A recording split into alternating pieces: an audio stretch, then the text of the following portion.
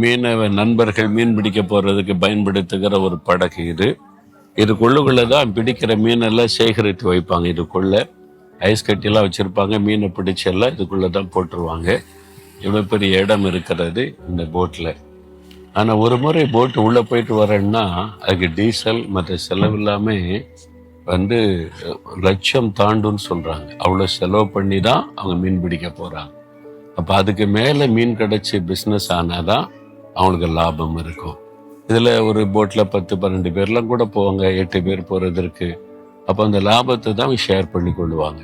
அப்படி கடினமான ஒரு உழைப்பாளிகள் இவர்கள்.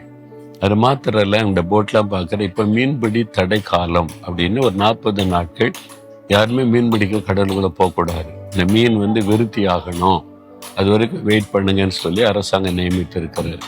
அப்ப அவங்களுக்கு ஓய்வு நாட்கள், எல்லா நாளும் மீன் பிடிப்பாங்க கடலுக்குள்ள போய். இந்த 40 நாள் வருஷத்துல ஓய்வு நாட்கள். அவங்க ஓய்ந்திருந்தா நல்லா படுத்து தூங்கிட்டு ஜாலியா இருப்பாங்கன்னு பார்த்தா இல்ல, ஒவ்வொரு போட்ல வேலை நடக்குது.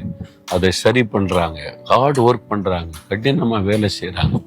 அந்த படகை ரிப்பேர் பண்றது, வலைகளை சரி பண்றது, பெயிண்ட் அடிக்கிறது, பல வேலைகளை செய்யறாங்க. இங்கே இருக்கிறாங்க, ஹார்டு ஒர்க் பண்றாங்க, கடினமான உழைப்பாளிகள். அதனால தான் பாருங்க, ஆண்டவர் தன் சீஷர்கள்ல முதல்ல இந்த கடினமான உழைப்பாளிகளை தான் சீஷரா தெரிந்து கொண்டார். சோம்பேறிகளை ஆண்டவர் தெரிந்து கொள்ள மாட்டார்ல. அப்ப நீங்களும் கடினமா உழைக்கிறவங்களா இருக்கணும். சரியா? சரி, இன்னைக்கு ஆண்டவர் எனக்கு என்ன வார்த்தை வச்சிருக்கிறார் நினைக்கிறீங்களா? லூக்கா 10:19 இயேசு சொல்றாரு, என் பிள்ளைகளே, சத்துருங்களுக்கு ரொம்ப போராடுவான், எழும்புவான், கிரியை செய்வான், ஆனா ஒன்றும் உங்களை சேதப்படுத்த மாட்டாரு. ஆண்டவர் வாக்கு கொடுத்திருக்கிறார், உங்களை ஒன்றும் சேதப்படுத்த மாட்டாரு. மந்திரவாதம் பண்ணுவாங்க, பில்லி சூனியம் பண்ணுவாங்க, தீமை செய்வாங்க, நமக்கு விரோதமாய் பொல்லாத மனிதர்கள் எழும்புவாங்க, அதிகாரிகள் எழும்புவாங்க, மிரட்டுவாங்க, பயமுறுத்துவாங்க. எவ்வளவுதான் நீ சொல்ற மாதிரி காரியம் இருக்கும், ஒன்றும் உங்களை சேதப்படுத்த மாட்டாது. சேதம் வராதுன்னு கர்த்தர் வாக்கு. பிறகு எதுக்கு பயப்படுறீங்க? நீங்க பயப்படுற காரியத்துல சேதம்லாம் வராது. பயப்படுத்துற மாதிரி செய்தி வருது, அவ்வளவுதான். இன்றைக்கு நீங்க பாப்பீங்க, சேதம் வராதபடி கர்த்தர் பாதுகாத்து நடத்துவார். ஒருத்தர் சொன்னாங்க, ஒரு சமயம் தெரிந்த நண்பர் பிரயாணப்படும் போது கார் விபத்துக்குள்ள ஆகிவிட்டார். சொல்றாங்க, அப்பட மாதிரி நொறுங்கிட்டு அப்படின்னு.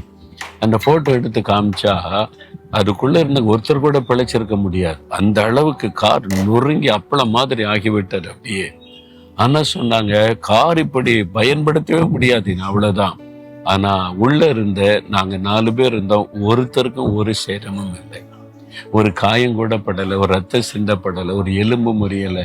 இது எப்படி ஆச்சரியம்! அதுதான், இவ்வளவு பெரிய விபத்து ஏற்பட்டு காரை அப்பளம் போல நொறுங்கி இருக்குது, ஒருத்தருக்கு ஒரு சேதம் இல்லை. இதுதான் ஆண்டவர் கொடுக்கிற பாதுகாப்பு.